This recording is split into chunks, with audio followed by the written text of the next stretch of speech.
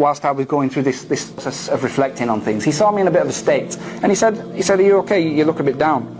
And I just said to him, just casually, I just said, "Look, I've been thinking recently, is there more to life than what I used to believe?" And his eyes lit up when I said this. And he said, "Do you mean, does God exist?" And I didn't mean does God exist, but he said, "Do you mean," and I thought, well, I said to him, "Well, not really, but I'm willing to discuss it."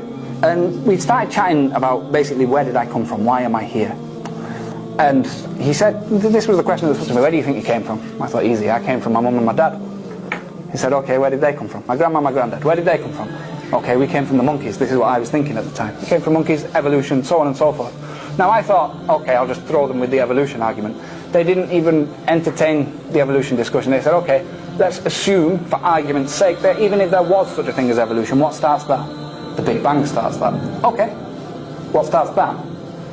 Now, the subject of where everything came from, what started the universe and creation, they don't really have an answer for that. For years and years and years they said it was the Big Bang that started it. But even now, today, scientists are saying themselves, admitting that, look, an explosion, a bang, is a reaction to something else. It's a reaction. So something has to have come before. Therefore, that wasn't the start. There was something prior to that. So I went away and I started looking into this.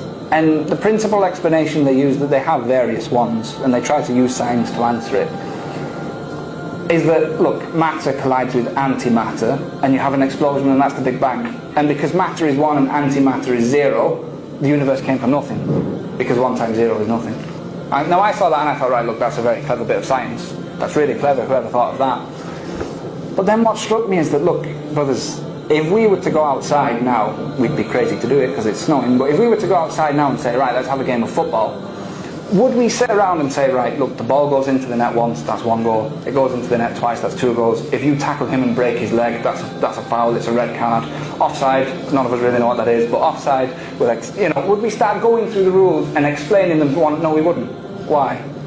Because we already know them. We already know the rules for football.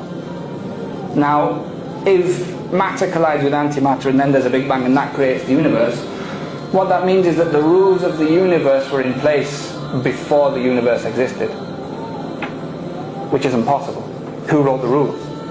They have to have been decided by something else. So, on that premise, you understand that, look, this can't have been the beginning, there has to be something prior to that. And you can keep going and going and going, that, look, whatever created this thing, created by this thing, created by and you just go on and on and on, until you come to a realization that, look, whatever came at the beginning, whatever started it all, by definition can't have been created by something else. Because if it was, then it wasn't the start. So the premise that you take that argument on then is that, look, if this thing that came at the beginning wasn't created by anything else, there are only 2 explanations. Number 1, it created itself, which is ridiculous. You can't decide to create yourself if you don't exist. And just like if you're asleep, you can't decide, right, I'm going to wake up now. It's not possible. You're not in control. So you can't create yourself, which means there's only one possible explanation. This thing was there all along. It didn't have another creator. It didn't create itself. The only explanation is that it was always there. No beginning, no end.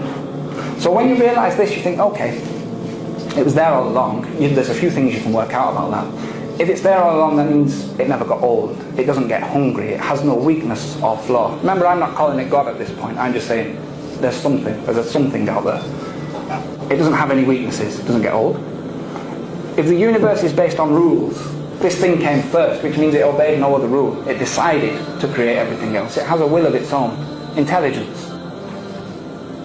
Not only that, but if it's there all along, then it's infinite. It has no bounds. There can't be more than one of it. Because if you say that there's 2 infinite things, then they can only be as big as each other. There's a limit on that.